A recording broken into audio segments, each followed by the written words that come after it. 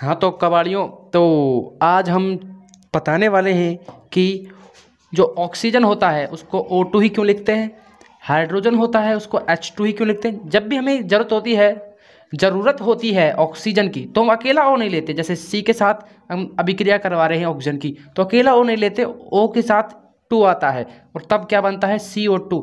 तो ये 2 ही क्यों आता है ना।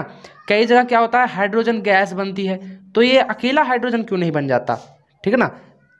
H2 ही क्यों आता है, ये इसका ही जवाब देने वाले हैं। तो जो इस तरह के यौगिक होते हैं ना, यौगिक का अर्थ होता है जब दो परमाणु जुड़ जाते हैं तो क्या बन जाता है, यौगिक बन जाता है। तो ये इस तरह के यौगिक हैं वो होते हैं सहसंयोजक यौगिक। तो भाई साहब इसको समझने से पहले आपको बेसिक कॉन्सेप्ट समझना होगा। अगर आप पिछली वीडियो जो है बेसिक का lecture 2, please watch last video for better understanding, यानी कि जो पिछली वीडियोस को देख के आए तभी आपको बहुत अच्छी तरह समझ में आने वाला है। उसमें मैंने अष्टक नियम बताया है, स्थायी होने के लिए क्या क्या चाहिए होता है वो भी बताया। इसमें थोड़ा सा कम बताऊंगा, है ना। पिछली वीडियो देखने के तो आपके लिए फ़ायदेमंद होगा। तो मैं बता रहा हूँ कि कोई भी जो एलिमेंट है या फिर कोई भी इंसान, पहले इंसान समझिए, कोई भी इंसान सिंगल नहीं रहना चाहता है, ठीक है ना। उसको चाहता है कि मेरा भी कोई साथी हो, कोई दोस्त हो, मेरी भी शादी हो, है ना, कोई हमराही हो। अकेला कोई नहीं रहना चाहता। अब देखते हैं जो ये परमाणु होते हैं ना, ये भी अकेला नहीं रहना चाहते, ये अकेले रह ही नहीं सकते। अकेले रहने से स्थायी नहीं होते ये अकेले, ठीक है ना। ये मिलते ही नहीं है ऐसे अकेले। क्यों नहीं मिलते हैं, देखिए यदि कोई परमाणु है, मान लीजिए कोई भी परमाणु है, उसकी जो कक्षाएं हैं, पहली कक्षा दूसरी कक्षा, वो जब तक लास्ट की कक्षाएं पूरी नहीं भर जाती, दो शर्तें हैं। स्थायी कब होता है, कोई भी परमाणु स्थायी कब होता है, या तो उसकी अंतिम कक्षाएं पूरी भरी हुई हो, या अंतिम कोष पूर्ण हो, या 8 इलेक्ट्रॉन हो, लास्ट के कोष में क्या हो 8 इलेक्ट्रॉन आ जाएं बस। अगर इतना हो जाता है तो वो परमाणु स्थायी हो जाता है। अब हम एग्जाम्पल ले रहे हैं हाइड्रोजन का। अब इसको सहसंयोजक यौगिक क्यों बोलते हैं वो लिख देता हूं। जब इलेक्ट्रॉन के साझा होता है ना तब जो यौगिक बनते हैं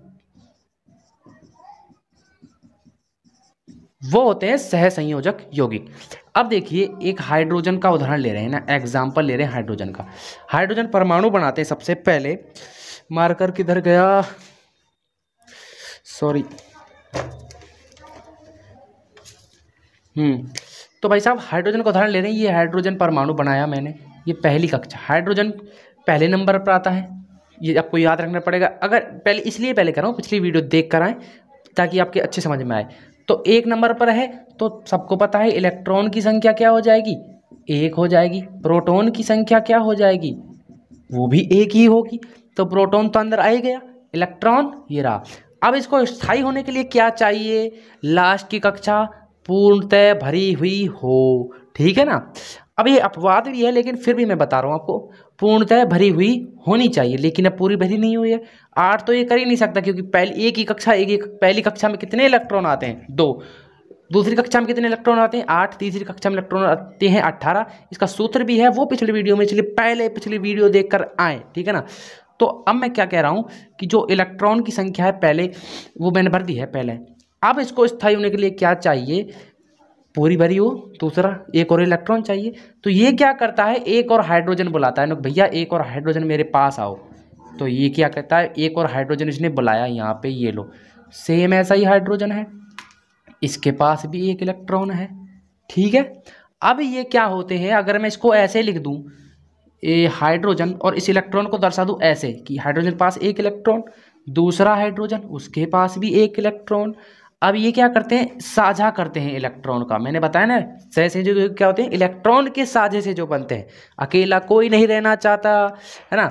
तो हाइड्रोजन के साथ एक और हाइड्रोजन आया है, अब दोनों हाइड्रोजन मिल गए हैं। अब देखिए जब मैं अगर इसको, अब देखिए जो ये इलेक्ट्रॉन है वो इसमें भी गिना जाएगा और ये इलेक्ट्रॉन है वो इसमें भी गिना जाएगा, मतलब ये ऐसे जुड़ गए हैं, है ना। और जुड़े कितने हैं, एक इलेक्ट्रॉन से ही जुड़े, ठीक है ना। अब देखिए इसके कक्षा में कितने इलेक्ट्रॉन हो गए, 2 इलेक्ट्रॉन, पूर्णतः भरी होगी। जब इधर गिनना है तो ससुरा इधर गिन लो, और जब उधर गिनना है तो ससुरे को इधर गिन लो। ये क्या कहते हैं, भाई तेरे को जरूरत है जब स्थायी होने की तो तू ले ले, और जब मेरे को जरूरत पड़ेगी तो मुझे दे देना। इसको जरूरत पड़ी 2 इलेक्ट्रॉन पूरा भरा हुआ, इसको पड़ी जरूरत 2 इलेक्ट्रॉन पूरा भरा हुआ अंतिम कोष, यानी क्या हो गया, ये स्थायी हो गया, इसलिए ये कैसे रहता है, एक H 2 H H2, इसलिए कैसे पाया जाता है, H2 के रूप में पाया जाता है। और ऐसे यौगिक को क्या बोलते हैं, ऐसे यौगिकों को बोलते हैं सह संयोजक यौगिक। अब दूसरा एग्जांपल लेते हैं ऑक्सीजन का, ठीक है ना, O2 कि O2 के रूप में क्यों पाया जाता है। सबसे पहले O लिखेंगे, O कितने नंबर पर आता है, 8 नंबर पर आता है। इलेक्ट्रॉन कितने होंगे इसमें, 8 होंगे। प्रोटॉन भी कितने होंगे, 8 होंगे। पिछली वीडियो देखो, नहीं तो नहीं समझ में आने वाला। ये ऑक्सीजन के नाभिक बना दिया, नाभिक में कौन बैठ जाते हैं, प्रोटॉन आके बैठ जाते हैं। ये पहली कक्षा, ये दूसरी कक्षा। पहली कक्षा में कितने इलेक्ट्रॉन भर सकते हैं, 2 इलेक्ट्रॉन। इसके पास बच कितने गए, 8 में से 2 जाएंगे तो 6 इलेक्ट्रॉन। दूसरी कक्षा में जगह है क्या, बिल्कुल है, पूरी खाली है, 6 इलेक्ट्रॉन भर देंगे, 1 2 3 4 5 6। अब ये क्या करेगा, इसको 2 इलेक्ट्रॉन चाहिए ना पूरा भरने के लिए, भाई 2 इलेक्ट्रॉन चाहिए, सीधी सीधी बात है। तो ये क्या करेगा, एक और ऑक्सीजन बुलाता है, सेम ऑक्सीजन आया। अब संरचनाएं भी सेम होंगी, सबको पता है ये तो। 1 2 3 4 5 6। अगर मैं इसको ऐसे लिख दूं, O 1 electron 2 electron 3 electron 4 electron 5 electron 6 electron, सीधी सीधी बात है। बंद तो किससे बनाएगा, सबसे बाहर वाले से बनाएगा। तो सबसे बाहर वाली के इलेक्ट्रॉनों को मैं ऐसे लिख रहा हूँ, ठीक है ना।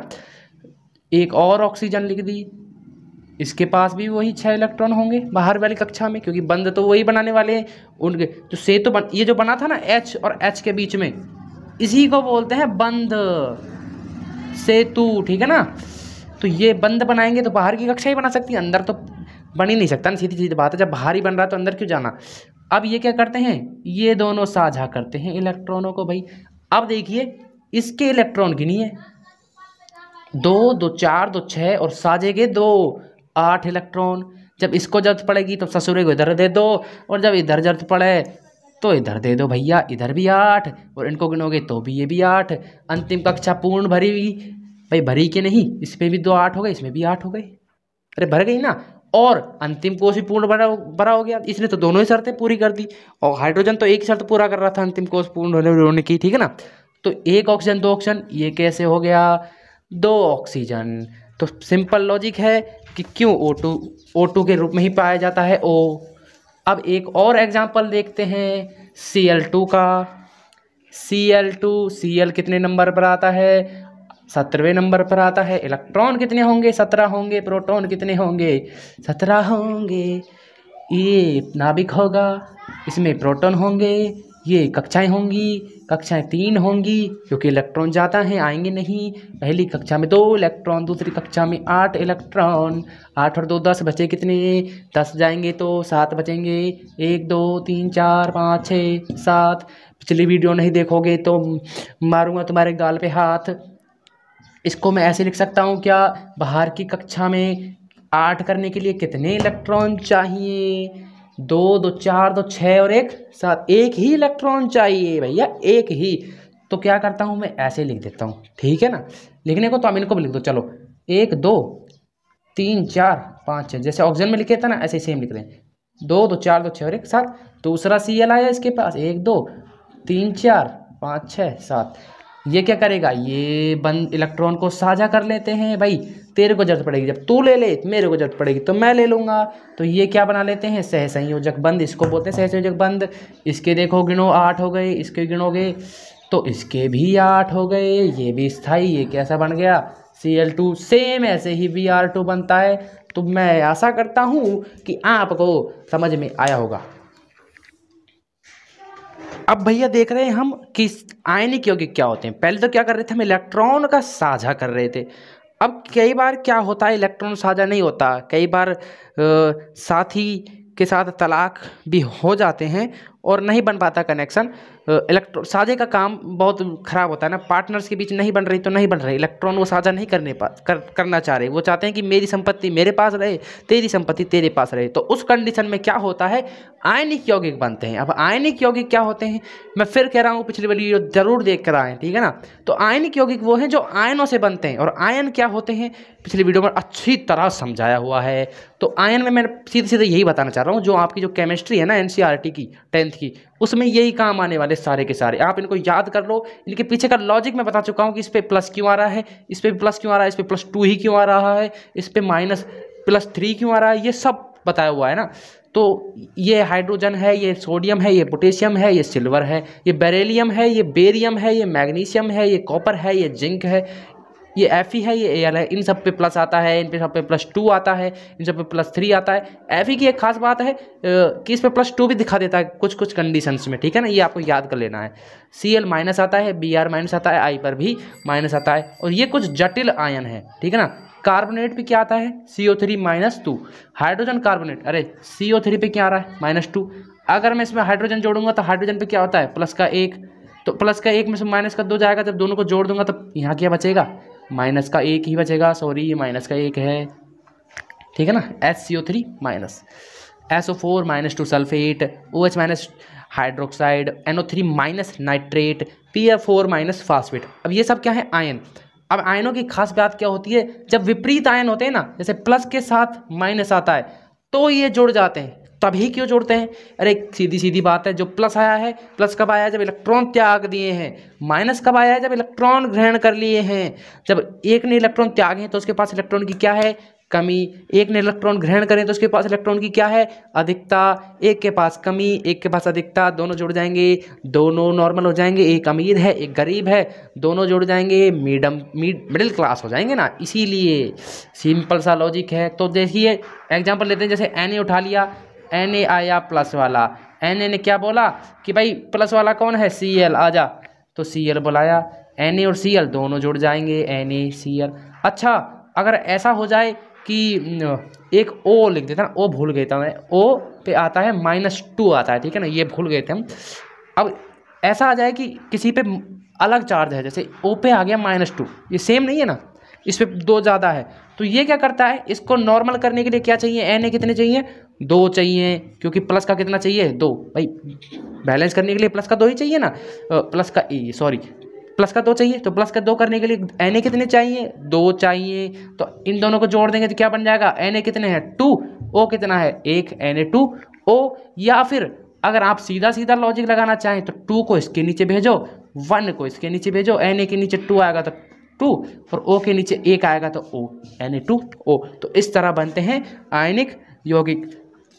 अब आपको केमिस्ट्री में कोई भी दिक्कत नहीं आने वाली। अब जाके अपना कबाड़ा बीनो लिख लो।